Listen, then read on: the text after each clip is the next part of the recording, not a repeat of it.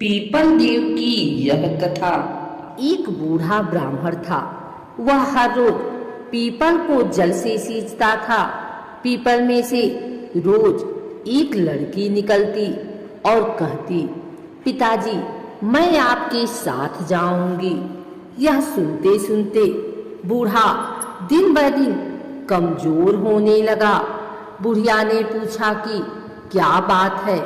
बूढ़ा बोला कि पीपल से एक लड़की निकलती है और कहती है कि वह भी मेरे साथ चलेगी।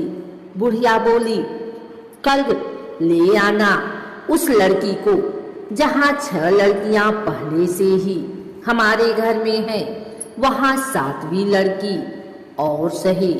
अगले दिन बूढ़ा उस लड़की को घर ले आया।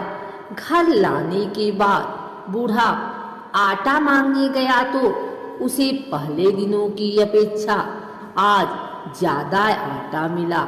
जब बुढ़िया वह आटा छानने लगी तो लड़की ने कहा कि लाओ माँ, मैं छान देती हूँ। जब वह आटा छानने बैठी तो परात भर गई।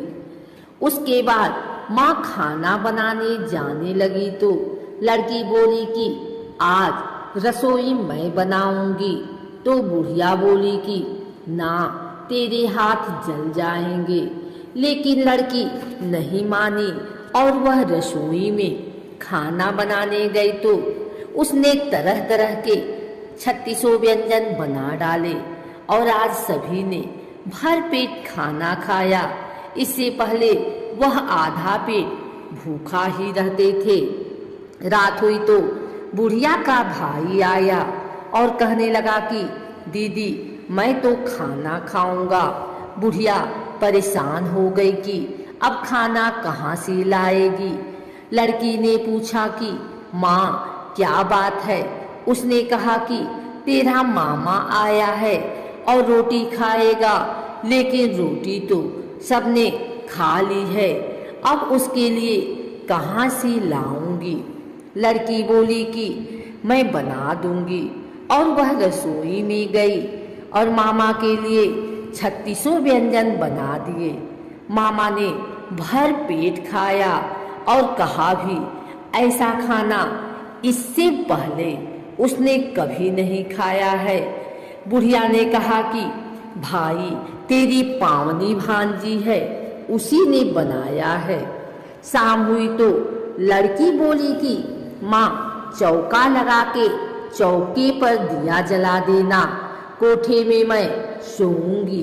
बुढ़िया बोली कि ना बेटे, तू डर जाएगी। लेकिन वह बोली कि ना, मैं ना डरूंगी, मैं अंदर कोठे में ही सोऊंगी।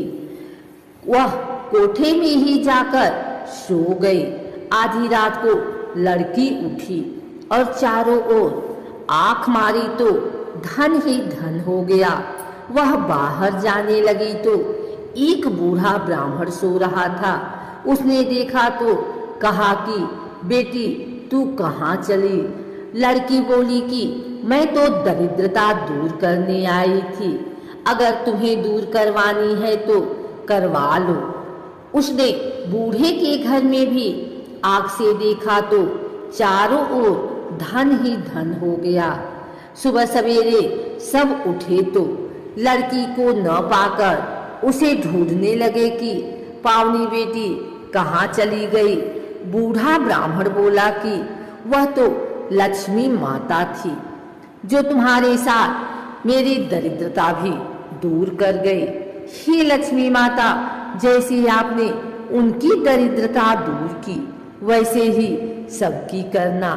पीपल देवताओं का साकार रूप है।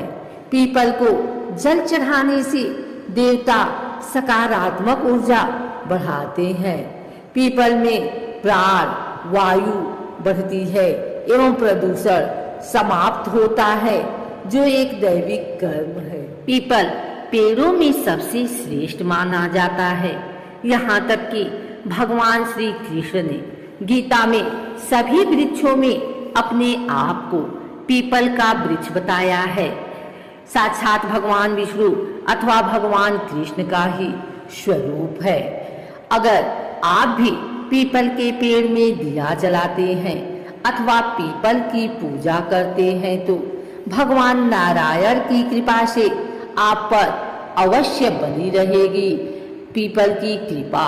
लेकिन आपको इतना जरूर पता होना चाहिए कि पीपल के पेड़ की कितनी परिक्रमा करनी चाहिए, पीपल पर जल चढ़ाते समय कौन सा मंत्र बोलना चाहिए, पीपल की पूजा सुबह कितने बजे करनी चाहिए इत्यादि पीपल के पेड़ से जुड़ी धार्मिक एवं रहस्यमयी जानकारी हम आपको प्रदान करते हैं।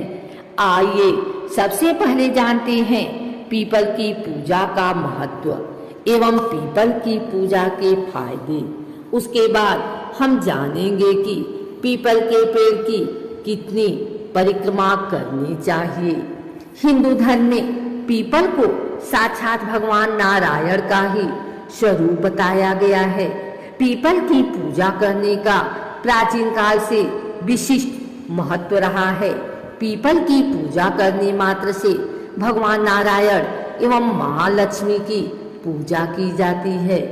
अक्सर लोग अमावस्या एवं पूर्णिमा के दिन पीपल की पूजा करते हैं। पीपल ही एक ऐसा अद्वितीय वृक्ष है जिसके नीचे गौतम बुद्ध से लेकर के विभिन्न ऋषि मुनियों ने अखंड ज्ञान प्राप्त किया है।